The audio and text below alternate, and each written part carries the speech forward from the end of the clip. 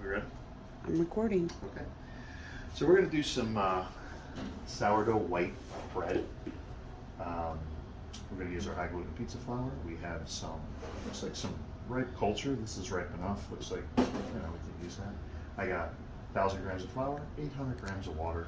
This is 2 to 250 grams of sourdough starter. And this is 2 tablespoons, roughly 32 grams, or just over 3% of kosher salt. We're going to use one of these, I like these 6-quart Cambro buckets right here with a lid to keep the dough from drying out. And initially what we do is we start with our water. It's roughly 800 grams. And it's like a test. This is a Danish whisk, by the way. I really like these. These are about 10, 12 bucks on Amazon. What they do is they allow you to just stir this initial mix right here without getting your hands like all filled with like kind of like a wet oatmeal like all over them there, and it's easy to clean this. So I recommend getting one of these. I'm going to show you when I use it. We're just going to take our sourdough starter, and obviously if you look inside here you can see this is passing the float test. There's almost no culture left back in there, but that's actually more than enough. That's all we need. So as you can see, we will just put this back in here, and we'll put that away in a second. Salt. I don't do this auto last thing. I throw it all together at the same time. I'm not worried about that. This is how we roll. 1,000 grams of flour. This is high gluten flour, but you can use bread flour if you don't have access to that. You can use all-purpose. It will just change the texture. If we use all-purpose flour, it doesn't actually absorb as much water as the whole grain, so you might want to try a 75% hydration dough. But when you use whole grains, 30% or more, typically I go with a little bit higher hydration.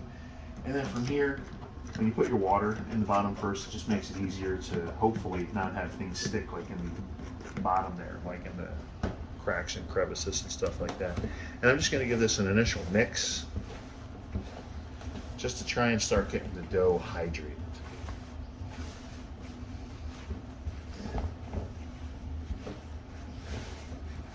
And I like this little edge right here to get in this little crevice and corners and whatever it is.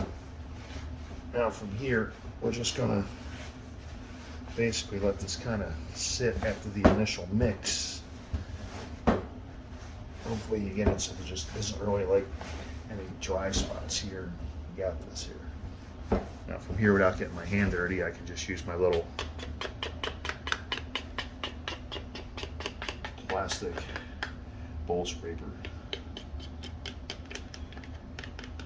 And this comes off relatively clean. And I'm just going to take this and I'll clean it in the sink here in a second as soon as we're done. But yeah. And what I like about this bowl scraper is this is good to just, if you have like wet, sticky, whatever particles that are on the inside of your bowls or whatever, just get this going. We'll leave this sit for like 30, 45 minutes for the first round to hydrate. But I can show you in the other one that I just started about 45 minutes ago. We're going to do our first series of stretch and folds. This dough, usually what I do is I wet my hand.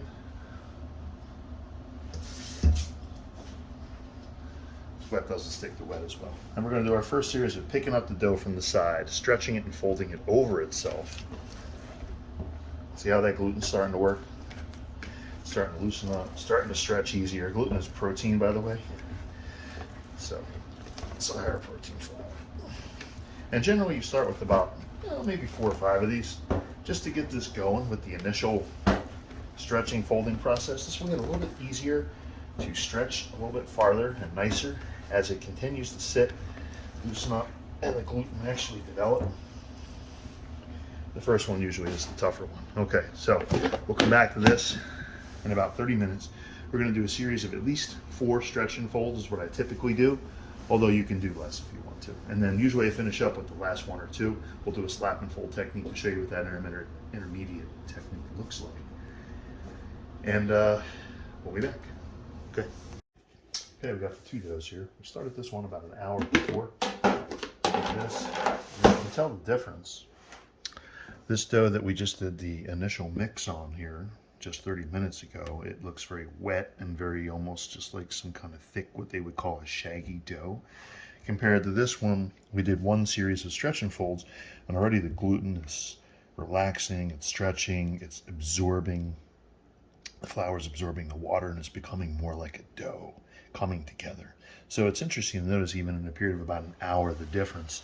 When I'm going to do a little stretch and fold here for the first series on this one, like we did the other one.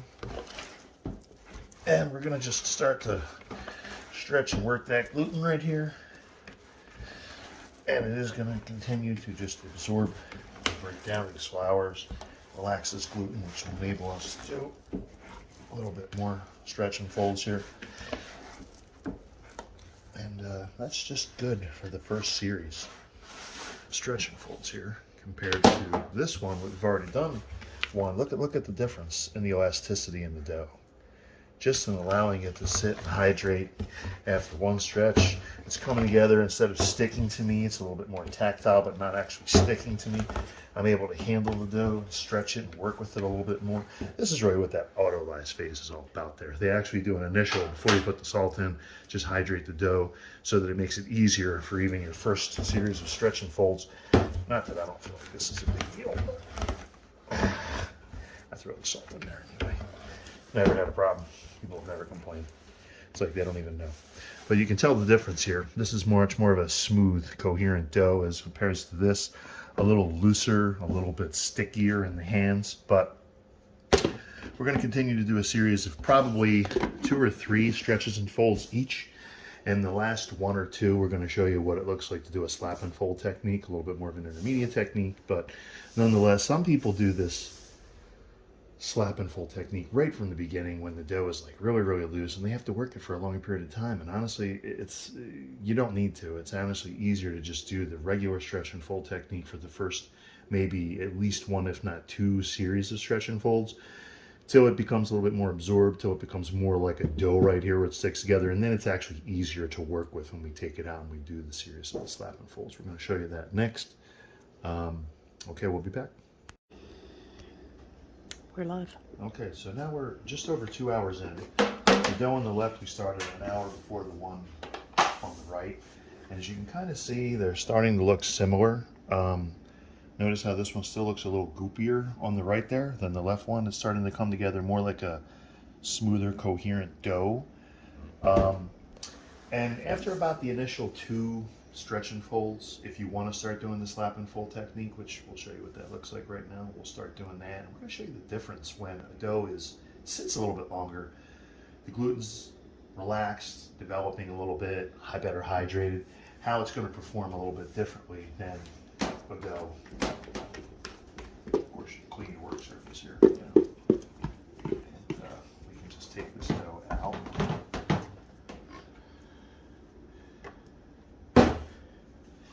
Let's take this one out side by side.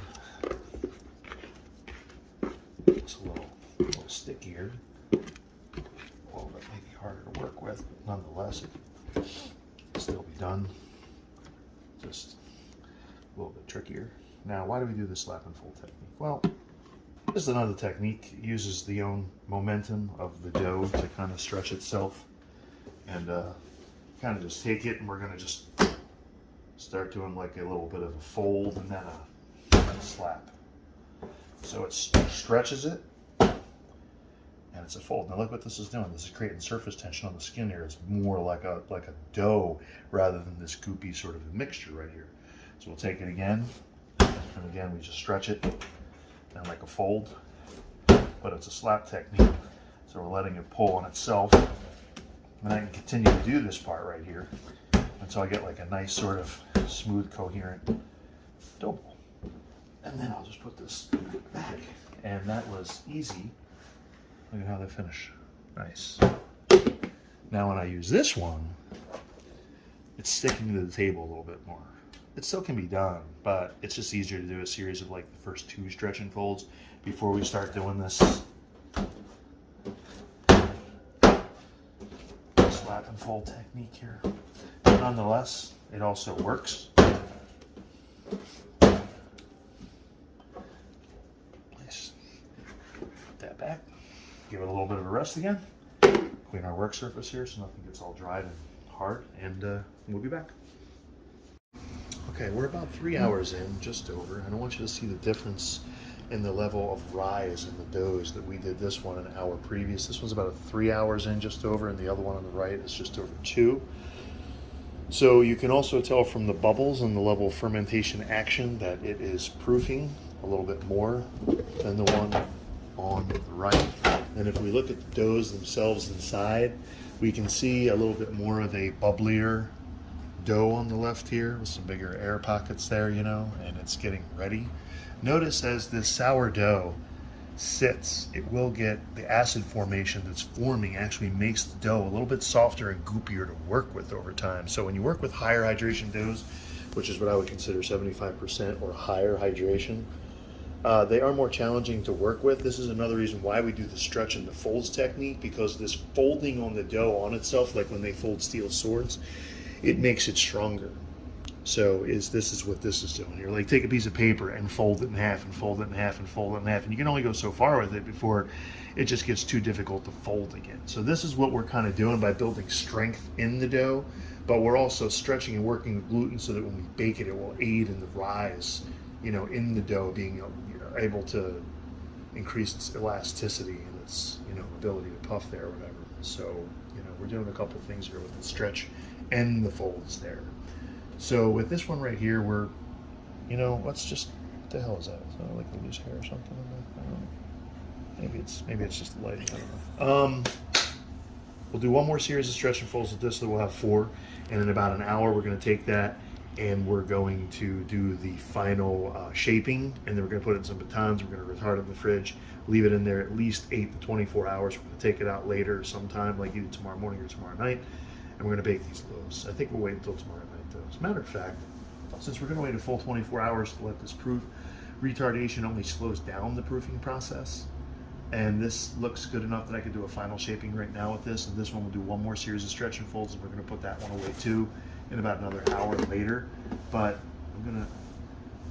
let's actually take this out and let's do the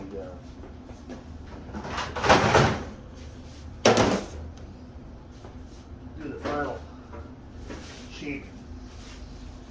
This is something that I like to do when I retard the dough. I get these bags on Amazon, which I can kind of list all the stuff that I use, some of the tools, besides the recipes, to try and work with that. And I'm going to get some. I have these bread batons. These are ovals with the little inserts here. And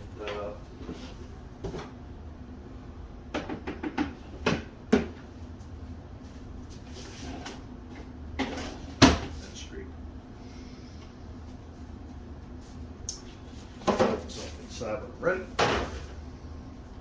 Let's get this, prepare our pans here. When I say prepare, we just want to lightly dust this with some flour. A lot of people use rice flour because it just, I guess it sticks less. I used to use rice flour. I like it. There's nothing wrong with it. I like to kind of rub it in here a little bit to just kind of prevent some of this stuff from, I guess, sticking as much. So when we put this dough in here, it's going to be a little wet, especially when you work with a higher hydration dough. Flour is your friend. We want this to stick as little as possible. When we chill this dough, it will be easier at the same time to move the dough, work with it, score it, like we're going to show you. Like, why do we score dough? The dough will often find a way to let these gases escape, and it will break in an uncontrolled manner and rip holes through the bread sometimes. So we basically score it sort of surgically to allow a controlled expansion in the direction and the ways that we want to, so that it just looks aesthetically more pleasing, for one, and two, we kind of just guide it so that it, you know, just looks nicer. So now let's take out this dough right here. Clean work surface area. Now, generally these recipes that we make, we'll make 2 loaves. And there are times when I'm going to actually weigh this out. Always weigh all this shit, you know, when you're done with these so it doesn't get sticky. But today I'm just going to eyeball it. That's good enough. I get like a kind of eyeball it. This looks like about half. This looks like about half. And look at how I'm going to use this dough scraper here. See how this is this is a bench tool here. See what I'm saying? So we work with this and we move the dough on the bench. This dough scraper is very, very handy for these kind of projects. So again,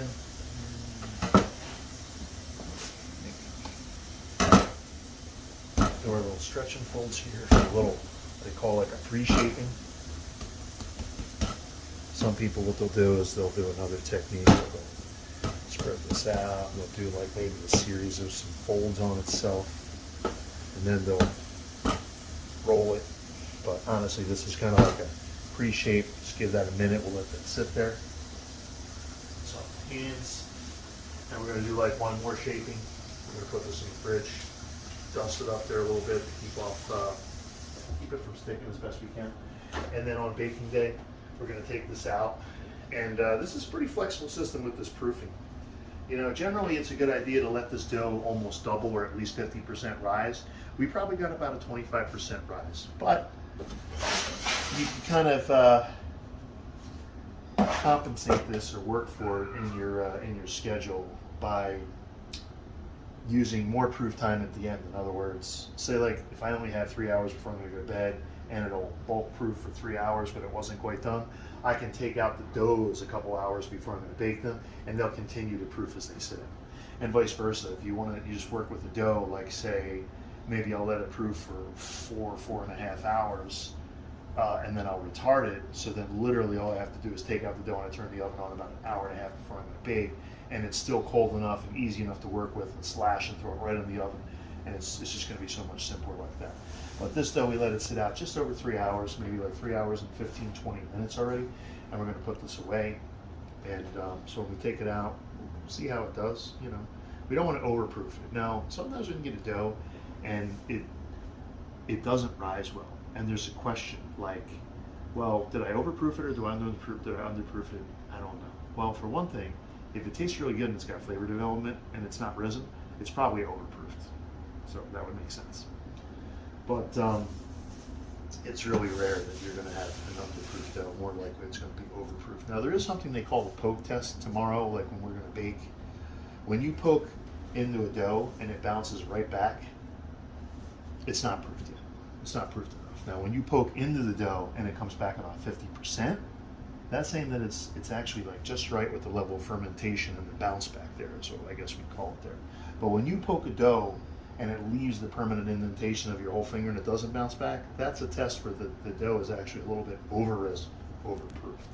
If that makes any sense. So again, I'm going to just do one more. Put these little stretch and folds here. This is a wet dough, 80% hydration as well, so I'm going to have to just kind of bear with this. See, as I can use this tool here, kind of maneuver it a little bit, and this is going to be a shaping tool. You want to shape it more into a round, or you want to shape it more into like this kind of a tube-like oval shape here. I have oval at times,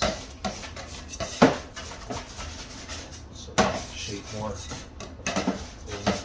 oval type shape. So yeah, we got that. Now from this point we would just take this and kind of roll it over,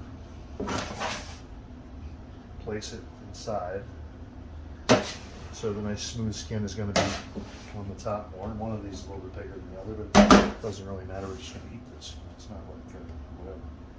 It's not like competing in the Special Olympics or something like that.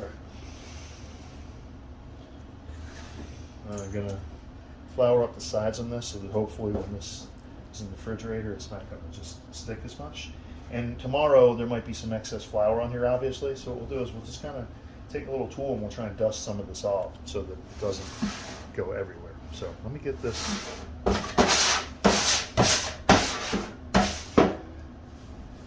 tray, a bag.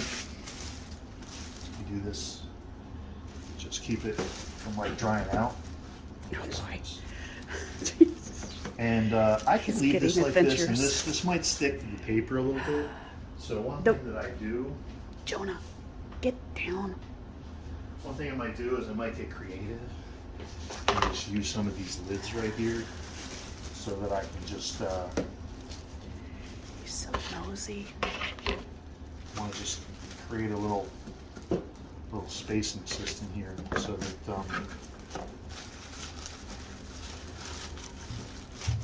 actually, I think I did this before on the sides like right here.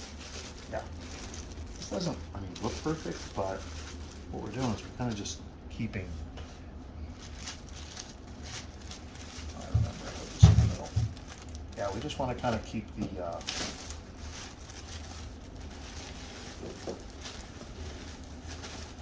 paper. Yeah, we're going to keep the paper off of this dough as best we can. You could stick something like right here if you wanted to, just to kind of keep this in place, like one of your wife's shoes or something like that. You know what I mean? And we're going to put this in the refrigerator. We're going to let this sit overnight. And when we take this out, in 8 to 24 hours, roughly, we will take this out, and we're going to show you the score in the baking on baking day. And that's about it. We always got pizza dough in here, it seems like, almost at all times.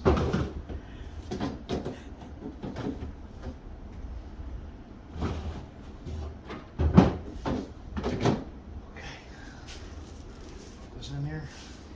Time to retard the dough, which is to just delay fermentation, and we're allowing the lactobacilli that's in there, that little part of the yeast there that allows for the acid development and flavor development.